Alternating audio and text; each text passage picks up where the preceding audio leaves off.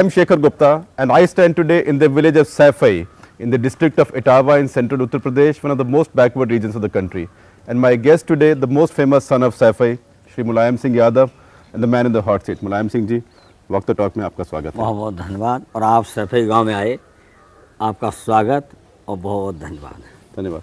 मुलायम सिंह जी, आप तो इसी गांव में पले, इसी गांव में बड़े हुए और आपने बचपन में बिल्कुल जो ग्रामीण भारत है वो देखा है। अगर आप बाकी देश के राज्यों में देखें तो बहुत बदलाव आया है, लेकिन यूपी के गांव में, यूपी के ग्रामीण जीवन में अब इतना बदलाव नहीं आया। यूपी 10-15 साल से 20 साल से कुछ पीछे रह गया है। ऐसे क्यों हुआ?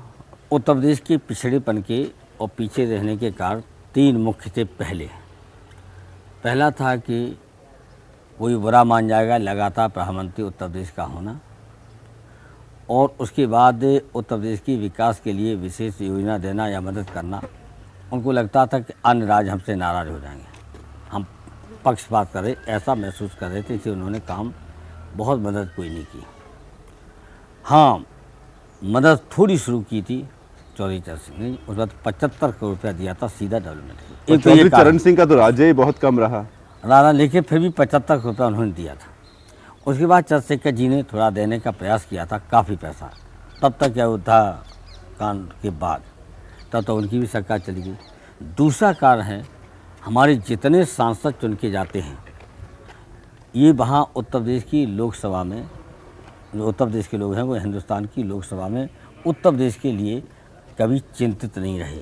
बहस तो अपनी करते रहे, और उसके अलावा किसी सचिवालय के अधिकारी से क्या क्या हमारे उत्तर प्रदेश के विकास हो सकते हैं, क्या योजनाएं हैं, उनको भी उन्होंने नहीं देखा। तो आपका कहना ये है, एक परिणाम नतीजा बता दें, यहीं पर समझ लेंगे आप। जब हम रक्षा मंत्री बने, एक भी लोकसभा और राज्यसभा का मेंबर मुझसे मिल नहीं आया कि आप क्या तरक्की कर सकते हो, क्या दे सकते हो उत्तर प्रदेश के लिए, एक भी नहीं आया। और बाकी राज्यों के आते थे? बाकी राज्यों के सारे लोग हमसे लोकसभा के और राज्यसभा के घेरते थे। हमें कैंट में ये ज़मीन दे दो, हम ऐसा कर दीजिए, एनसीसी का ये कर दीजिए। हमने अपनी तरफ से एनसीसी की, हाँ, और मैनपुरी में एक स्टेशन बनवाना चाहते थे, तब तक है सेक्रेटरी। तीसरा कारण है, उत्तर प्रदेश की हावी रही नौकरशाही IAS केंद्रीय सचिवालय पर। केंद्रीय सचिवालय में जो उत्तर प्रदेश के IAS गए भी हैं, उन्होंने भी कभी उत्तर प्रदेश की चिंता नहीं की कि हम उत्तर प्रदेश की योजना बना के भेजें और वहाँ की सरकार को बताएं कि किस तरह से उत्तर प्रदेश को और पैसा मिल सकता है। तीन कारण तो ये मुख्य पहले थे। उसके बाद राजनीतिक लाभ उठाने के लिए अनदेखी की, बेईमानी और भ्रष्टाचार जितना हो सकता था उतना भ्रष्टाचार हुआ है, और अपने सत्ता बचाए रखने के लिए उन्होंने पूरी तरह से भ्रष्टाचार की मदद की है। और धीरे धीरे ये हालत हुई कि जब कोई मुख्यमंत्री और मंत्री बेईमानी करेगा तो फिर नौकरशाहों को रोका नहीं जा सकता।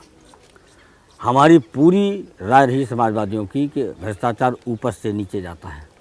तो आप ये कह रहे हैं कि यूपी को बजाय इस बात का फ़ायदा होने के कि यूपी का नेता हमेशा प्रधानमंत्री रहा, उसका नुकसान हुआ? उन्होंने संपूर्ण नुकसान तो उत्तर प्रदेश का नहीं हुआ, एक उत्तर प्रदेश का इतिहास तो बना, पर उत्तर प्रदेश का फ़ायदा नहीं लेकिन हुआ। उत्तर प्रदेश के लिए किसी भी प्रधानमंत्री ने नहीं सोचा, केवल डर, वो चाहते हुए भी डर लगता था कि हम पर कोई आक्षेप न हो, हम पर आरोप न लगे कि अपने उत्तर प्रदेश के लिए पक्षपात कर रहे हैं अन्य सूबों की तरह की वजह। अब आप देखेंगे जो हालत किसानों की पंजाब की, आंध्रा की थी, उससे कहीं खराब उत्तर प्रदेश की थी। हमें खुशी है कि पंजाब के किसानों को मदद की, हम पक्ष में हैं कि आंध्र प्रदेश के किसानों को मदद की, हम खुद से हरियाणा के किसानों को मदद की, लेकिन आखिर उत्तर प्रदेश के किसानों की मदद क्यों नहीं की है? अभी बाढ़ है, जल भराव है, और हमें कल शिकायतें मिल रही थी कि साहब कुछ अब आगे आने वाली रबी की फसल को नहीं बो सकेंगे, लेकिन अभी तक गंभीरता से केंद्रीय सरकार ने इस बाढ़ को और इस जल भराव को नहीं लिया प्राथमिकता, लेकिन लिया किसको? लिया अयोध्या को, जी, जिसका कोई मतलब नहीं था। अयोध्या की बात अब हम लगे थे बाढ़ में इतनी जल्दी राहत पहुँचे, ज़्यादा पहुँचे, और तब इनको दिखाई दे रहा था अयोध्या। जबकि मानवता के आधार पर मैंने अपील की थी कि ऐसे मौके होते हैं जब उत्तर प्रदेश की 17.5 करोड़ जनता दुखी है इस वक्त बाढ़ से, जब 15% छोड़िए शहरों में भी मकान गिरे हैं, सब दुखी थे। तो ऐसे मौके पे ये आंदोलन ख़त्म कीजिए। मैंने कितनी अपील की। देखिए, अयोध्या की बात पे हम आते हैं, लेकिन एक कहना ये भी है जिसको मैं मानता हूँ कि उत्तर प्रदेश का नुकसान उत्तर प्रदेश की राजनीति से हुआ है। जो राजनीति इतनी डिवाइड हो गई अब कि कुछ जाति के ऊपर, कुछ धर्म के ऊपर, तो अब किसी को उत्तर प्रदेश के जो 3 एक तरह से आप मान लिए नेता हैं या 3 ग्रुप हैं, बीजेपी है, समाजवादी पार्टी है, बहुजन समाज पार्टी है, किसी को परफॉर्मेंस की ज़रूरत ही नहीं, क्योंकि बहुजन समाज पार्टी के जो वोटर हैं उसी को वोट देंगे, परफॉर्मेंस जैसा भी हो। बीजेपी के जो एक कोर वोटर हैं उसी को वोट देंगे, परफॉर्मेंस जैसा भी हो, चाहे मंदिर के बहाने हैं।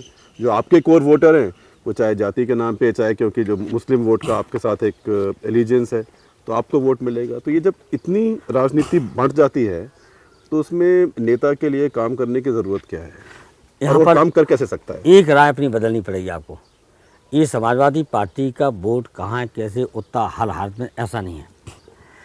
हम संक्षिप्त बता दे रहे, जैसे बहुजन समाज पार्टी है, अपना समाज कह करके वो वोट ले सकते हैं। और कांग्रेस पार्टी अभी तक नेहरू जी का नाम लेकर के कांग्रेस चल रही है, लेकिन समाजवादी पार्टी के सामने कठिन समस्या है। हम केवल डॉक्टर लोहिया का नाम लेकर के, जयप्रकाश जी का नाम लेके, आचार्य जी के नाम लेकर के पार्टी को नहीं चला सकते, क्योंकि समाजवाद एक सैद्धांतिक एक विचारधारा है, और विचारधारा और कार्यक्रम पर चलेंगे तब हमें वोट मिल सकता है। और उसका नतीजा ये है अब जो सरकार को जनसमर्थन उत्तर प्रदेश का है, पूरी जनता का।